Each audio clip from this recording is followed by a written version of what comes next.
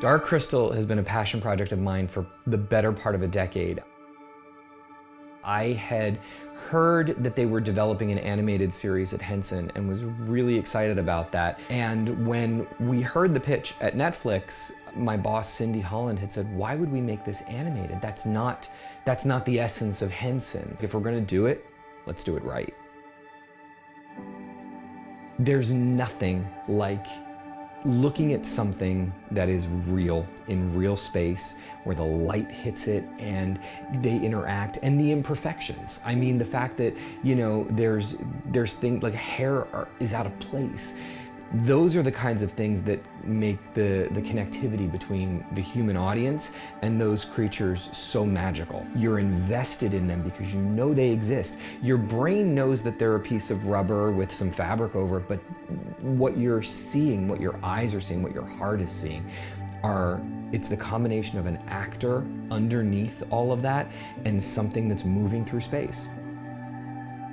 I'm an absolute fan of toys and collecting. That's what makes Funko such a great partner on this line. Funko gets it. They get why Dark Crystal is something cool. And I think they're gonna wanna throw their heart into it. They're gonna wanna make them great. In the first meeting we had with you guys, where Brian was like, yeah, let's do it. It was so exciting because for the first time, I was working on a brand that was so toyetic with a company that got why we loved it and why we thought it made great toys.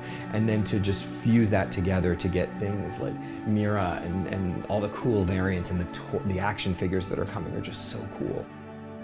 I went to school for animation, and I don't get a chance to use a lot of the skill set that I learned when I was in school. When Instagram first came out, my friend was like, you should show pictures of all your toys. And I was like, yeah, cool.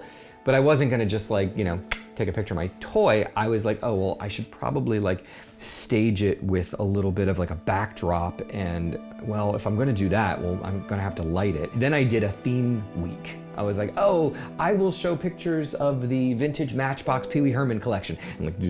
And like, it got like a ton of likes. And then I was like, oh, well, let me do, you know, all my horror figures over October. And then that got a ton of likes. And I was like, okay, I'm onto something.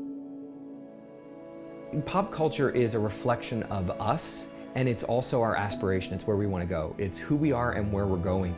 And I think that there's something really magical about all of those things, from DuckTales to Batman the Animated Series to Aliens to like all those things. Those are the things that people connect to on some level for something. I think you guys say it the best. Everybody's a fan of something. And I think that there's a really good, you know, mirror in us reflected in the world of pop culture. And I love that. It's why I do what I do. It's why I'm excited to work on projects that people could become fans of. Netflix has changed the way people consume entertainment, but I think in the purest of ways, I think we allow storytellers to do the best work of their careers. That's what the real surprise is. That's what the real trick is. We're not trying to fit a demographic. We're not trying to shoehorn in on we got to sell to women 18 to 24. Like you guys, everybody's a fan of something. We believe that too. We believe if we make a great product, people will find it. You can watch it as slow or as fast as you want. It puts the control in your hands.